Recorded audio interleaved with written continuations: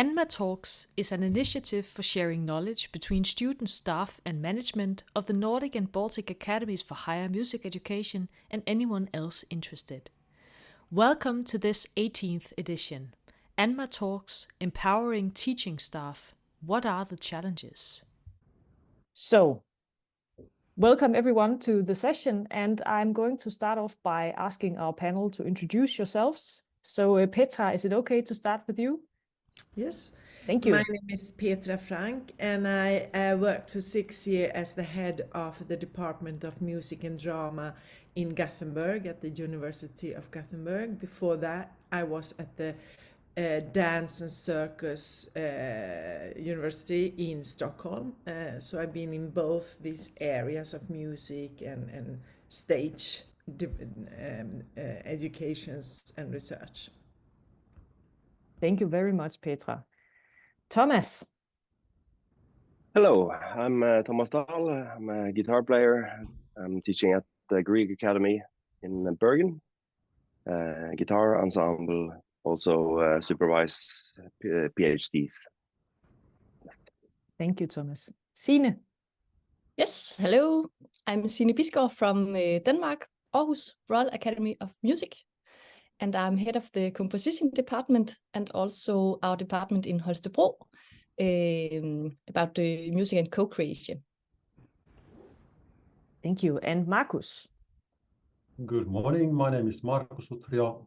I'm a vice dean at the Sibelius Academy at the University of the Arts, Helsinki. 6 years I have been responsible for Faculty of Classical Music, and from January on I will be responsible for the education. And I have a nice hobby as well. My hobby is that I'm the Secretary General of the Association of Nordic Music Academies. Which is where we are, you could say, today, because that is what ANMA stands for, if you shouldn't be aware of this already. My name is Camilla. I will be moderating the discussion today, and I'm a project coordinator in the initiative ANMAtalks with Siris Dorheim, who's also here. You might not see her on screen, but she is here doing all the techie stuff behind this discussion today. So, as I said, today's topic is empowering teaching staff. What are the challenges? And the first question that I would like to ask all of you is, what do you understand with the word empowerment? Because it might not mean one thing. So, who would like to begin?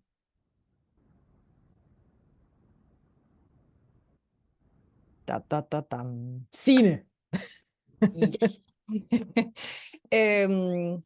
My understanding of empowerment is the experience of feeling competent and being able to make decisions independently, and also working with meaning, that the work is meaningful. And yeah, so it's kind of a feeling of feeling empowered. Yeah. Thank you, Signe. How about you, Petra? Yes, I agree with Signe, but I could complement with some that it's also the possibility to have the ownership of what you would like to put into your courses, if we now are in a university setting, and be able to be part of the decision making with the leadership, of course, but also with students, because we're all in a very specialized setting where everyone already has a lot of knowledge that they brought in with them. So how do we get use of that, and how do we develop that? So innovation, I think, is also important to keep on track on that. We empower individuals to encourage them to go outside the box, but also to look what's happening outside in society with the arts, because we have to be in tune with that and the wishes of students. So it's a complicated situation we are in a university. Definitely. There are many hats, so to say, Yes. all at once. Thomas. Yeah, I totally agree. It's about, getting things in place so you feel as a valuable resource for your student and your institution, being able to make your own decision about what you're doing, playing to your own strengths. I mean, all these things will empower you, I think. And of course, I think that a lot of us are in a privileged situation already, doing what we are best on most of the time. But from time to time, you have to do things that you're not in power of, where you're not that comfortable, and then you feel less empowered, of course. Thank you, Thomas. And Markus? Well, so clever colleagues that what could I add? I had actually this morning I had to check from the dictionary what it really means. Nice. And the Oxford Dictionary says the process of becoming more confident. And then when I think, what could I add to what has been already said? When I think what Petra mentioned is that where very often at the Music Academy setting, we see lack of empowerment or lack of confidence. Very often it's about something about skills or resources that faculty feels unempowered when they don't when they face difficulties, for instance, with the digital tools they are supposed to be using, or with the limitations of working hours or something like that. So I think that when I look from the leadership point of view, the empowerment is not only individuals' own process of becoming more confident, but also how we can support them to flourish in their kind of main duties. Thank you, Markus. So what you're pointing to is that there might be an individual and a structural level to this discussion also, that we will try to look at both of these levels during the next hour. So going from that, Siri and I, when we were thinking about making this session, we decided to make the assumption that empowering teaching staff is challenging, because the title of the session is "What are the challenges?" And this is, of course, an assumption made on our part. So my question to you would be, and this is to all of you, do you see that this is challenging? And what might the challenges be? These two levels in mind also. Yes, Signe? I see it as a challenge, but when we talk very much about this autonomy or this being able to make decisions on your own, I think all the conservatories have a very, the teachers have a very big autonomy, and they are very much able to do and decide how they want to plan their teaching. And therefore, I think the assumption that it should be hard to work with empowerment in higher music education, I would like to challenge that assumption. And then on the other hand, I understand and also experience that it is difficult. But I think it's important to look at why do we have these difficulties, because it's maybe not necessary that it should be so difficult. But there are some other structural parameters in this discussion. Definitely. Yes, Petra? I find it, the discussion that has been around in the Academy of Music and Drama is, for example, that there is new music coming out in society, there's happening a lot, and the teachers still work with the themes or the subjects that we have inside. and they are specialized in that. They do research in that, so they're really empowered. And then the problem is, how do we know when we need to shift? Of course, the resources is there, and we also need the students to come to us. So when we see a lack of students coming to certain programs, we often ask us, why is this? Are we not at the top of what's going on and what students are looking for? And then, of course, the leadership wants us to go in that direction. And then we need to give teachers time for explore and get that knowledge, or bring in others. So it's a kind of complicated situation when things are happening outside. That's the challenge, I think. How do we deal with this when we see programs not being attractive any longer and others happening in another university, and we're like, maybe we need that? And how to work with your staff and continue to feel that we are in charge of what we want to do. And of course, then as a leader, for me, it's very important to let the teacher try to solve it and have ideas. Maybe we shouldn't run on what someone else is doing, but they have really good ideas. It's also again about structure. Let the teachers come in and be part of the decision making when we need to do new directions in our vision plans and so on. So and in discuss, for us it's been also in discussion with what's happening outside in the branch, as if we call it the branch, because I mean we are also in theater and opera, so we usually call it branch, and to see what's happening there. And there is a conflict, if I only put it one more strange turn, that when we bring out, for example, actors, the theaters think that we educate them a bit wrong today, because they think there are skills that they had before when they themselves went to stage school that was a lot more important.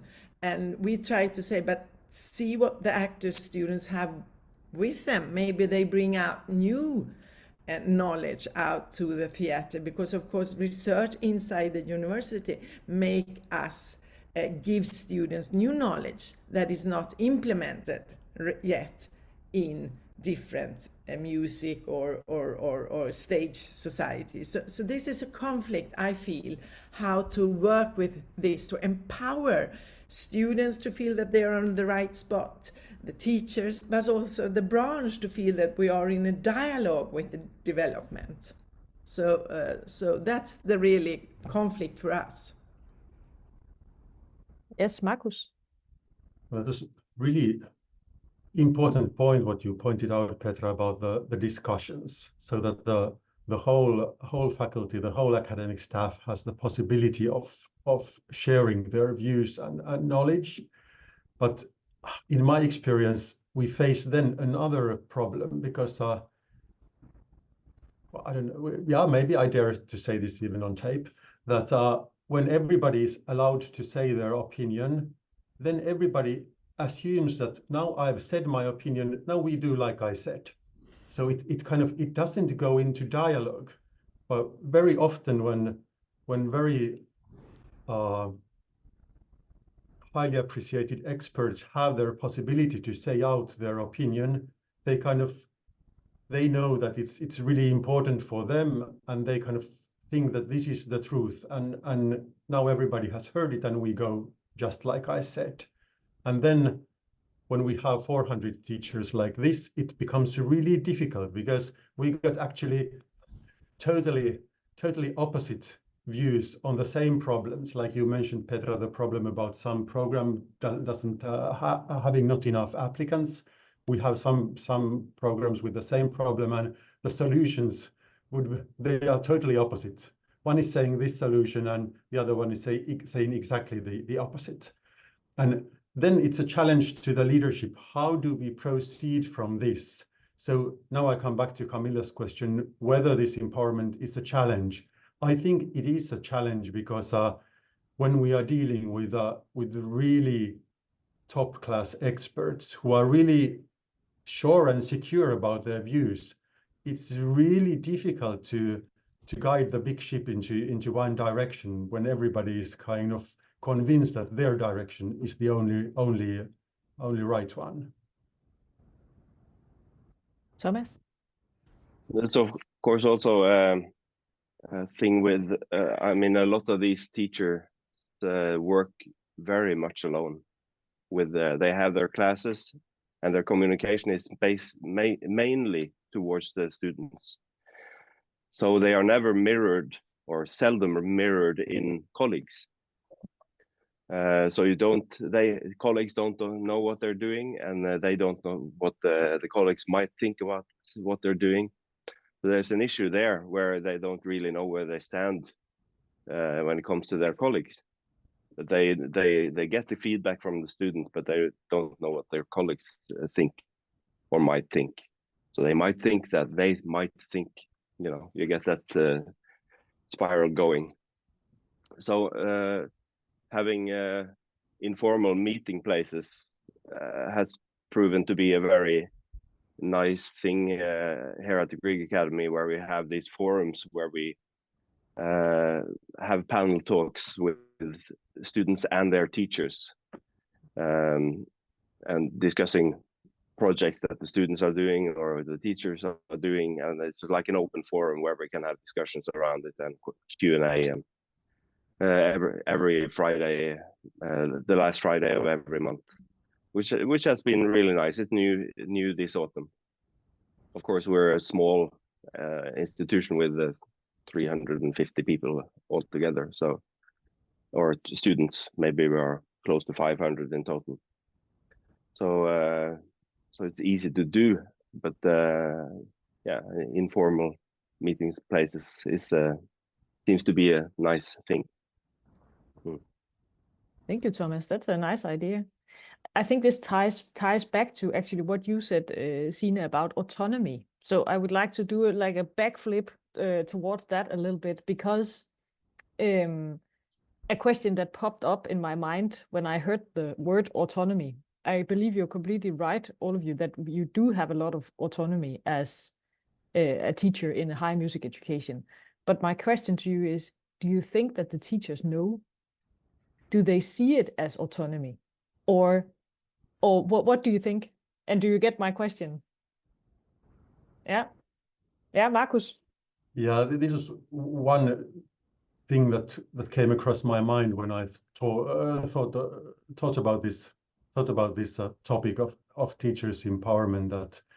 That I very often hear questions from the teachers about the problems, for instance, with the curricula, and it's obvious that the teachers don't see their own role as they are the experts to create the curricula, and they are the experts to suggest changes to the curricula. So this kind of it's a naive example, but it tells that as Camilla, you said, that it's obvious that the teachers don't know how autonomous they actually are within an academic setting. And that's a good question for us in leadership. How can we make it visible, and how can we encourage this kind of development work and development discussions? Signe?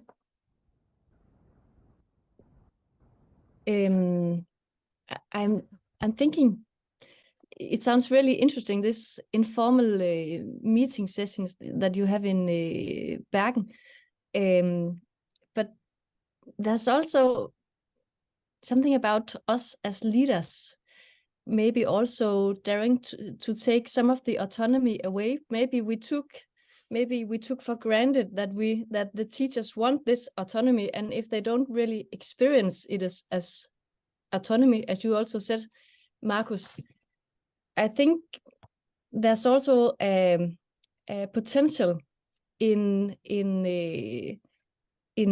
making it more formal, that we want to work with empowerment. We want to have meetings. We want formal meetings about your development as a teacher. We want you to meet this other teacher at this meeting. And I think there's there's at least how we organize things, there's a paradox in this autonomy and also the ability for us as leaders to actually work with empowerment. And somehow that we need a more flexibility, or maybe, I don't know, maybe less autonomy from the teachers if we actually want to work with empowerment in a structured way. I'm just thinking about it. Please challenge me. I'm just sharing a thought. Petra? Yeah, of course. I mean, we are state-run in Sweden, so we also get thoughts from the state. We have a new government now. They want us to work a little bit differently, especially with research that has impact on what we are supposed to do at the schools. But I do agree. So as a leader, we have some goals that we have to try to keep up to, and of course that makes a problem when teachers think that we use too much time for these goals instead of others. But I think that what you said, Thomas, with this informal workshops, I think that's very important to have the meetings point. Research is kind of new, I think, in our subjects, but it's coming more and more. And it's very interesting research, but it's hard to share them with other teachers and to let them, that it comes into their teaching also. It becomes, oh, that was nice here, and then you go back and you do what you always are doing in your classroom. But how can we listen more to each other and learn from each other? And of course, there are many pedagogical ways to do that. But as we said, how do we change a culture maybe that you were into, Marcus, and also you, Thomas and Signe, everyone goes into their own kingdom where they are the one who knows how to teach the guitar playing or the singing or composition and so on. But how can we make it that you feel that it's inspiring to get new knowledge and bring that in from a PhD or so? I mean, we have these pedagogical and artistic development projects where we decided that you're not allowed to do it as one teacher, you have to be a group, because we wanted to let pedagogical and artistic development happen in groups. And it started to change. People went into each other's classroom. I think we were getting something interesting there. Interesting example. Small comment to that, Petra. It sounds really interesting, and also that's also what I'm thinking about, because then you are somehow setting the frame that you want them to work together, and in that way you are empowering them. And I think that's a really, this idea of also taking the responsibility as the leaders and saying, okay, we want this to happen. I think that's necessary to work with this empowerment, and it's a great example of how you do that.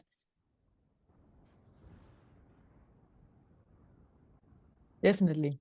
Yes, Thomas, please. Yeah, I think also just sharing in general is very important. I mean, we try to have open workshops for everyone, not for specific groups that the workshops are for.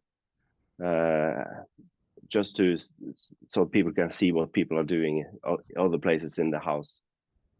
I think that's really important. And suddenly, a flute player on the classical department feels that they want to have this discussion with the composer teacher, because there's something there, Yeah, stuff like that, sharing in general.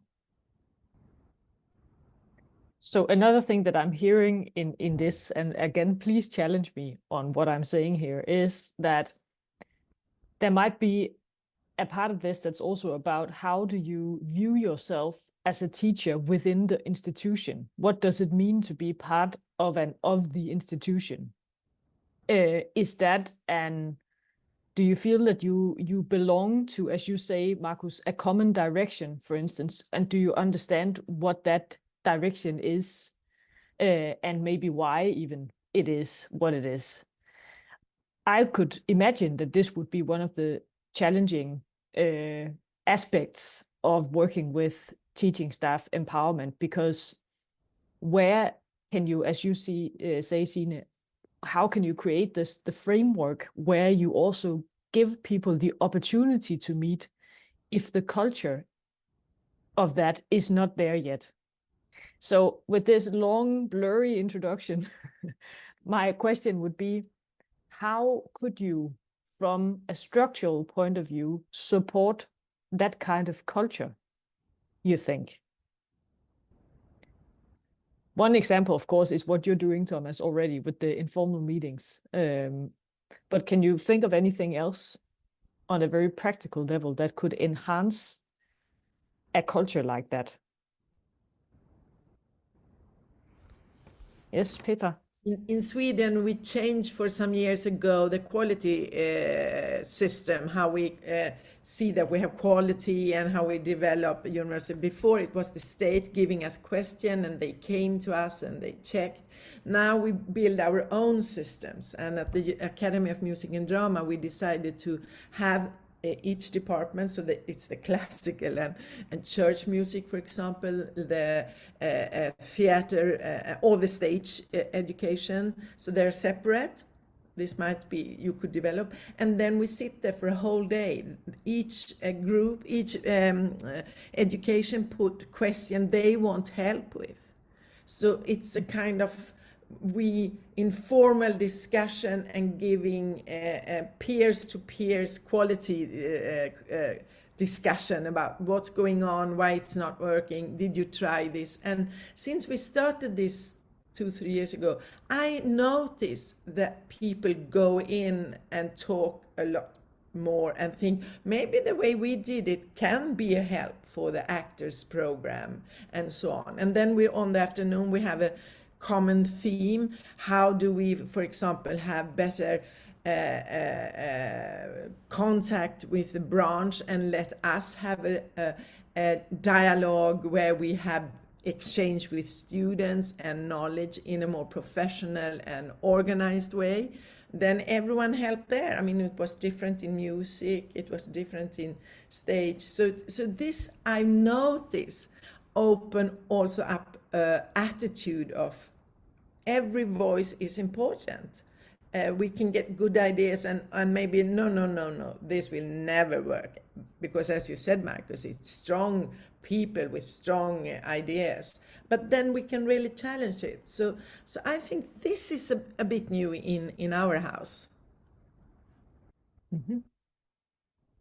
It was a good point what Thomas said about as well the size of the community, because I see at the Uni Arts Helsinki that when we talk about the size of a department, so department maybe has 30 full-time teachers and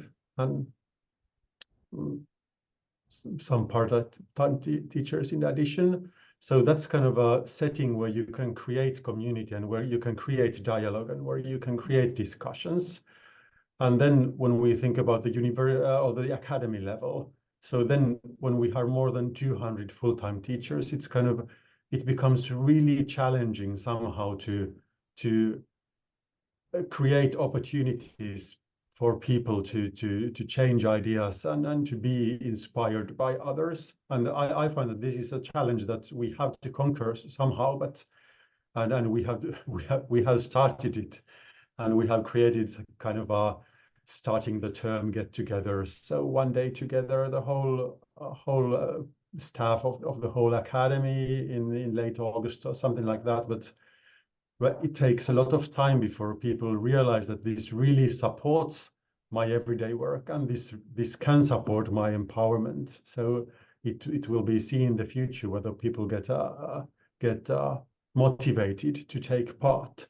But then there are very many practical things that I heard from departments. That there are some departments that easily can discuss about things, and they get the people to get together and they feel motivated, and there is a lot of development work going on, and they share their experiences, and the whole department teaching staff is aware of all the students' studies, how they are proceeding, and so on.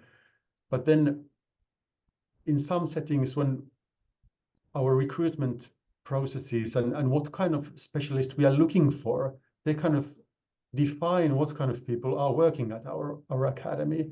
So there are very many people who have their full-time work in a symphony orchestra, and it's or in an opera. And this really challenges both in the practical ways. So how do we find a time when they are available?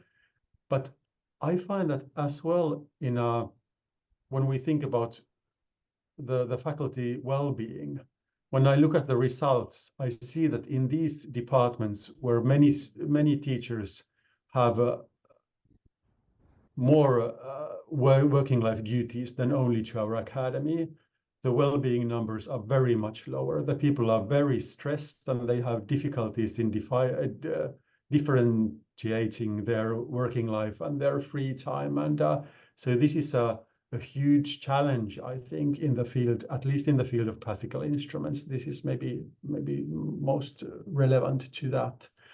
So when we think about this, creating possibilities for the faculty to interact, we have so many other very concrete limitations that we have to take into account, that suddenly it becomes a very simple thought becomes suddenly very complicated in practice. I just want to add to that, Marcus. I think you're so right, because this quality group that we had, we're only like 10 people. So then we can deepen, we can build trust, and we can really move forward. So I agree with the number of people is important. I also share the same experience also, that we started these initiatives with more the beginning of the semester having a whole day together, and that it takes time before everybody learns or experiences how it contributes to their empowerment. An idea to working with that could also be to work with different formats of these different groups. We try to also work with not only looking at different departments, but also going across in smaller groups, like the teachers working with production or technology or like that. So we have like different kinds of groups, both in departments, but also across. And that way we can also have smaller groups, and to make it more close to their work, and also easier to meet when we are not so many in the group.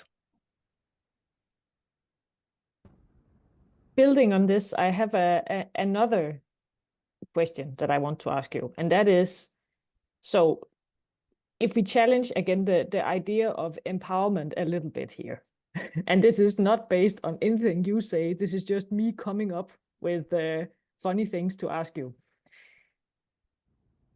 If we say that empowerment is either the teacher wanting to empower the student or the leadership wanting to empower the teacher, there is, at least if you want to view it from a critical point, there is some kind of hierarchy to that. If instead we talk about it as what kind of partnership could exist between the teacher and the student, what kind of partnership should exist between the teacher and the institution, or the teacher and the leadership? How do you think you could you see this partnership idea? How could you build on that? And again, I understand that from what you said about how you view empowerment, this is kind of how you're seeing it already. But I'm just curious about, would there be actually a common discussion through all the levels in the institution that could be really interesting here, and maybe benefit both the students and the teachers from this partnership kind of view? So again, once again, a very blurry question, because this is a complicated subject, but trying to rephrase it in an actual clear way would be, how do you see that the institution can build partnerships with all the structural challenges in mind between teachers and leadership? Well, I think in any type of relationship, you need to have a common understanding what each person's role are. I need to understand my function according to the person I'm talking to. So a teacher-student relationship could be like this, or it could be like this, depending on what the student needs. So you have to have the discussion with the student. Do you need me to be a teacher to drive this process? Or do you need me to be someone to talk to about your project that you are running and driving forward? And that varies from person to person. It's the same towards the institution, that they you have to understand what your role is as a teacher, what function you're filling. It helps to know a little bit about the structure of the institution, which of course, if you're employed in a 10% position, you can't expect it that they have the same type of ownership that a person in a full-time job has. It's impossible. They have 90% somewhere else. But it helps if they try to understand it, or they are helped to understand it, because the responsibilities will be with colleagues having larger positions to draw those people in and trying to make them connect. I think that's fair, at least. So yeah, understanding your function is important, I think. Marcus? Oh. I would love to add to that the understanding and the respect for the others, because as what Petra mentioned before, is that kind of the leadership is somehow, well, this is what she said, but she said something in this field that we are trying to combine the funding partner, the ministry, how their criteria would fit into the highest possible quality teaching and research within our schools. And kind of I think, of course, because I think I'm an empowered part of the academy, so I feel that this role is needed. And now, when you, Thomas, said about recognizing the teacher's own role and functions and objectives, I would say it's also understanding that there has to be somebody who takes care of the resources, so that there is still future, and you can do that function and that role that you are doing. And this is often one of those things that when I mentioned that there are contradictory views or opinions within the academy, is that as we know in music pedagogy, you can get the excellent result in very many different pedagogical ways and applications. And when we think about the governmental funding for music academies, it has certain numbers. You have to kind of have certain criteria and fill in certain numbers, and the responsibility of the leadership is to take care of that. And so sorry, I talk so long because I only wanted to say that I would only like to add the respect to all the functions within the academy to the points Thomas pointed out.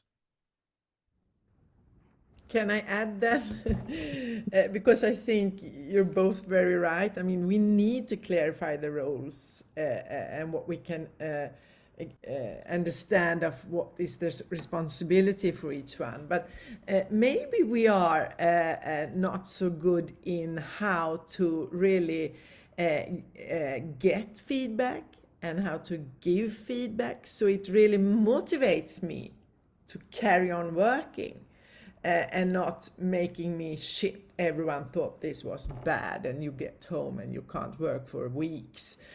So we worked a lot with maybe you know her, Liz Lehrman is from the US, who worked with critical response process. So it's really the student who tells, I'm going to play this music now, and I don't want you to tell me if you like it or not, but I want you to look at, and then they point out a specific thing that they are working with.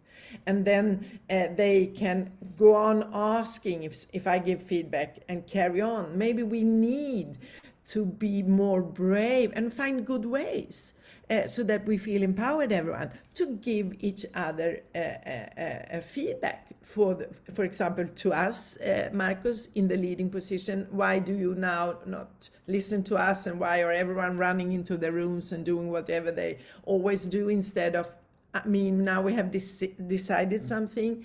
Do we work for this together?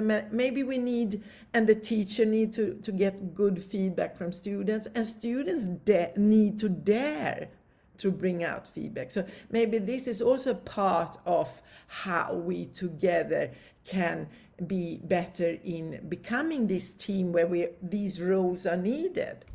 It's just a thought. I can't say that we have managed to do that in my academy, unfortunately, even though we work with this critical response. Thomas? What I've found the last 4 or 5 years, we try to move the focus from how we view results towards how we view process. Put the emphasis on the process, that we are in a process. It's not about the results. When students get into that, they are more willing to share. They can share the process. They can, I'm doing this. I'm here right now. I'm hoping to go there, but let's see. It sort of takes away the edge of being perfect, you know. And being perfect, who is? Nobody is. So, and in a conservatory or like a music education or art education, it's all about development. So sharing where you are in your development has tremendous effect on the other students and also teachers. And So share your failures, because that's what you learn from also. Don't you agree? Of course, very important. You have to learn to fail, you know, because you need to live afterwards to get better. So yeah, so we have a very good vibe around sharing because of this. That it's not about having the perfect result. When I play this piece, it needs to be perfect. No, this is where I am in the process, and that really helps, actually. Thank you, Thomas. Signe? Yeah, I just want to add that it's the same culture that we need to have with the teachers, and they need to feel safe sharing their difficulties and their processes with us, so we can support them in feeling capable of and finding meaning in all these things that we talked about in the beginning. And maybe we are not focusing enough on that level, because we are looking very much at the students and how to make safe spaces for them to share and talk about process. And maybe it's actually very much the same for the teachers.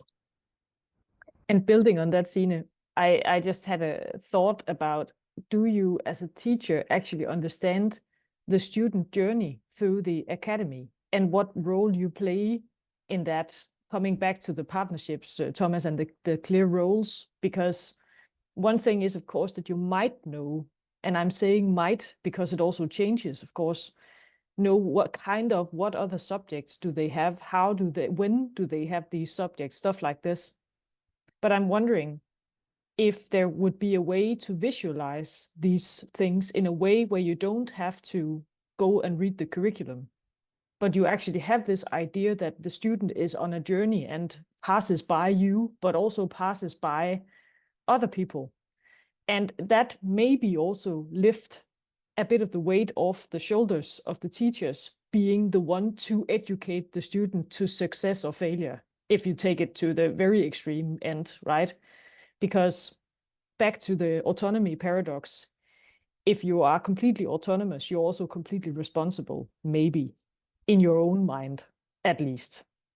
So it's interesting how different kinds of maybe communication formats could potentially lighten the way you actually show what journey you're part of, both as a student and as a teacher.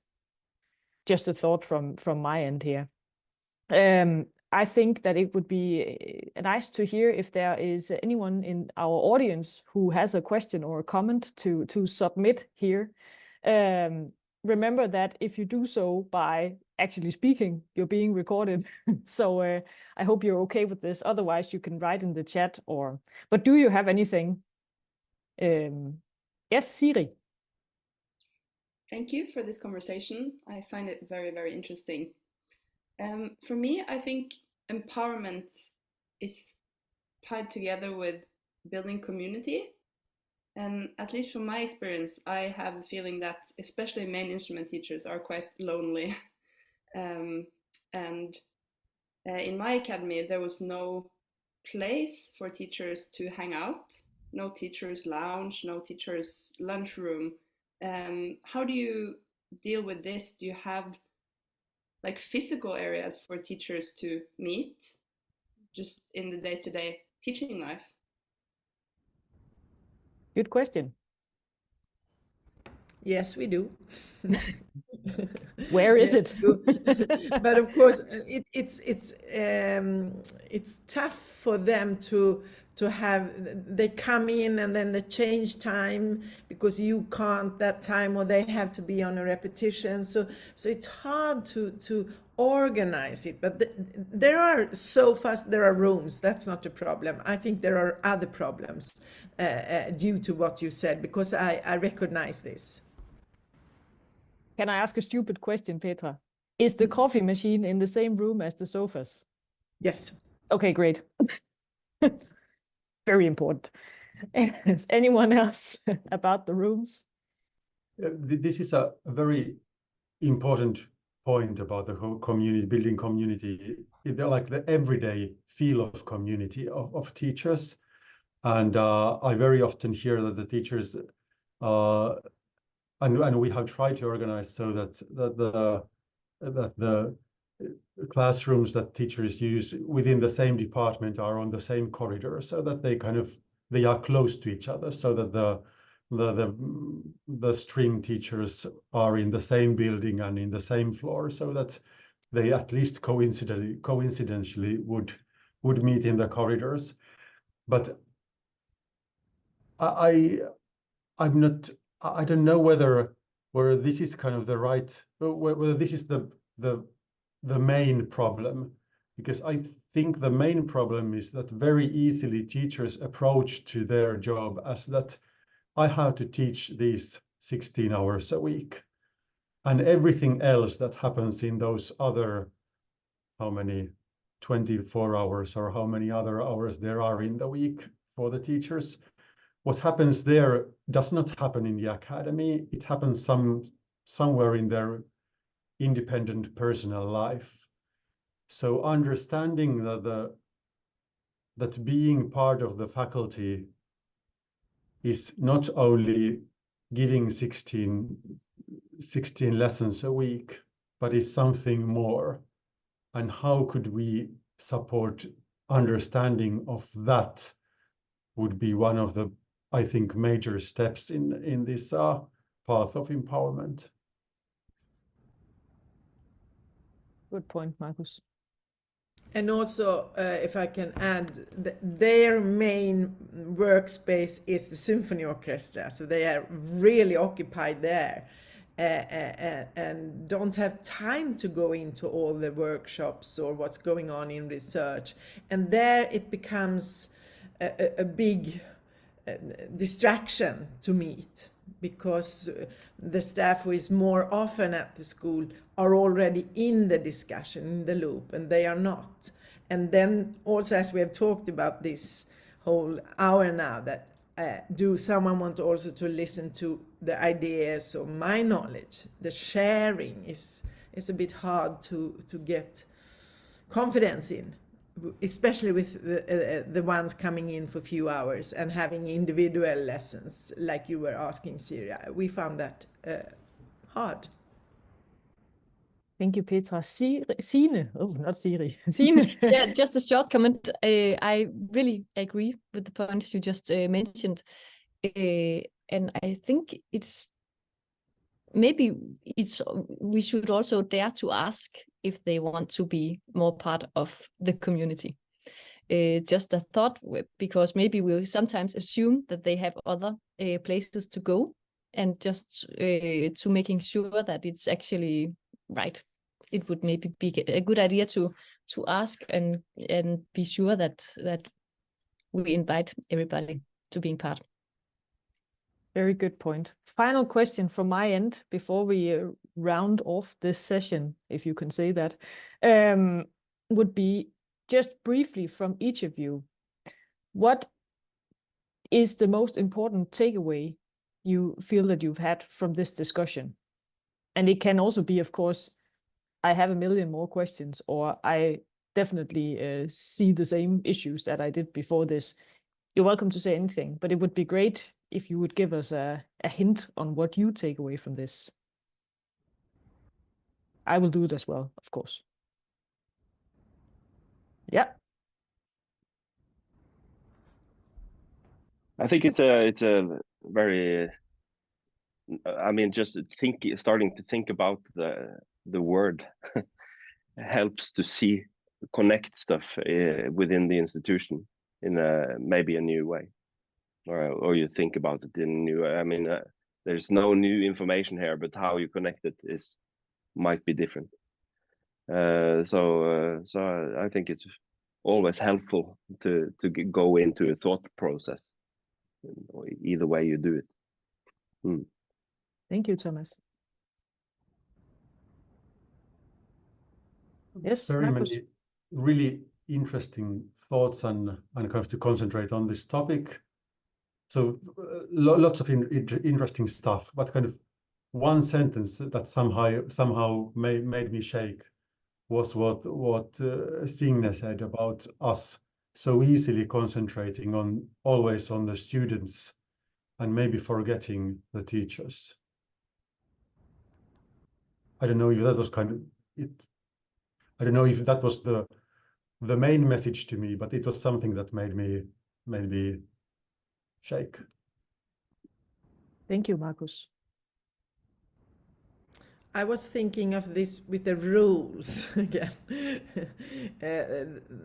to really discuss and see that the rules can and contain a lot. I mean, leadership has these rules, but it can be more complicated. So I was thinking maybe that helps us to understand how we all have power, like the leadership in a way, to share ideas and thoughts like we've shared here, and to be that kind of team that work together, to dare to challenge the roles a bit, so that everyone has power, everyone has ideas and so on. And how would we then have interesting discussion, but also create new ways to working together so that we feel even more empowered. But it was very interesting to hear both the similarities but also differences. Thank you, Petra. How about you, Signe? Or do you want me to go first? No, it's fine. I think about this thing about autonomy as part of empowerment, and then when going more into the meaning of empowerment, talking about meaning in the work and talking about self-confidence and feeling able to do things, feeling competent, it makes me want. There's something about this autonomy that we have been focusing so much on, and if we really want to empower the teachers, we also have to work with the meaning in the work and the feeling of being capable and competent. And in that way, I think it's important and interesting to go more into this about empowerment and looking at the whole perspective of empowering teaching staff.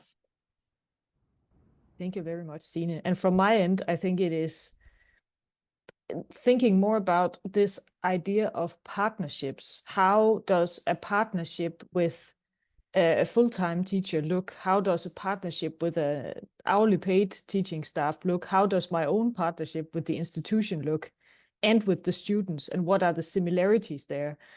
That is what is definitely my takeaway. Describing that would be really interesting, I think, and viewing it as a partnership, because it also means common tasks somehow. And I think that ties into the autonomy discussion definitely as well. So with those words, thank you so much for taking part in this discussion. I'm really, really happy that we did this. I think it was really interesting. And as you know, it will be available on our YouTube channel as well. So it's possible to hear it again also, or share it within the institutions to make this topic discussed in more places than this. That would be great.